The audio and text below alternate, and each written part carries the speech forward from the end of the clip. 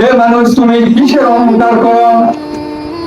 অহংকার করো ক্ষমতা, এই ক্ষমতা চিরদিন থাকবে না। তুমি অহংকার করো সম্পদের, এই সম্পদ চিরদিন থাকবে না।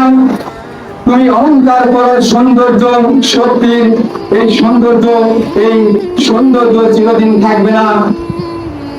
একদিন অবশ্যই তোমার সৌন্দর্য বিনষ্ট হয়ে যাবে। হে যুবক, তুমি যেই যৌবন নিয়ে অহংকার করছো, যে যৌবনের অপব্যবহার করছো, এই যৌবন তোমার একদিন নিঃশেষ হয়ে যাবে, ফাটা পড়ে যাবে তোমার যৌবনী। তুমি একদিন যৌবন হারিয়ে ফেলবে। অতএব তুমি সতর্ক হও, তোমার এই যৌবন চিরদিন থাকবে না। অহংকার করেছিল ইবলিশ, সে ধ্বংস হয়েছে, সে চির অভিশপ্ত হয়েছে। কোনদিন সে জান্নাতে যেতে পারবে না এবং জাহান্নাম থেকেও কোনদিন মুক্তি পাবে না।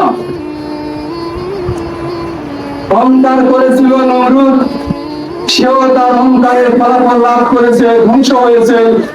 সেও কোনদিন জান্নাতে যেতে পারবে না এবং জাহান্নাম থেকেও মুক্তি লাভ করবে না। অহংকার করেছিল ফিরআউন, আল্লাহ তাআলা তাহাকে তার অহংকারের কারণে নীল নদে ডুবিয়ে মারার মাধ্যমে তাকে শাস্তি দিয়েছেন। নীল নদে ডুবিয়ে তাকে চুবিয়ে পানি খাইয়ে তাকে শাস্তি দিয়ে মৃত্যুবরণ করাইছেন। তার নিদর্শন এখন আল্লাহ তাআলা রেখেছেন পৃথিবীতে। এই ফিরআউনের লাশকে আমাদের শিক্ষণীয় বিষয় করে নিদর্শন হিসাবে তিনি অক্ষত রেখেছেন, তার দেহকে অক্ষুণ্ণ রেখেছেন। এখান থেকে আমাদেরকে অবশ্যই শিক্ষা নিতে হবে। যারা অহংকারী হবে তাদের ফলাফল কি হবে, বা ওই মানুষদের মতো নিকৃষ্ট স্বভাবের আচরণকারী ব্যক্তিদের মতো হবে। অহংকার করেছিল আবু জাহেল, সেও ধ্বংস হয়েছে। যে আমাদের নবীর দাওয়াতকে গ্রহণ না করে নিজেদের অহংকারের কারণে নিজেদের বাপ দাদার যে ধর্ম নিয়ে তারা ব্যস্ত ছিল, তারা সেই পথে থেকে মৃত্যুবরণ করেছে।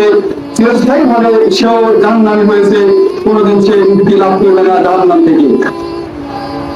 সুতরাং আমাকে আপনাকে অবশ্যই এই অহংকার নামক কঠিন নির্দিষ্ট স্বভাব থেকে অবশ্যই নিজেদের অন্তরকে মুক্ত রাখার চেষ্টা করতে হবে ইনশাআল্লাহ।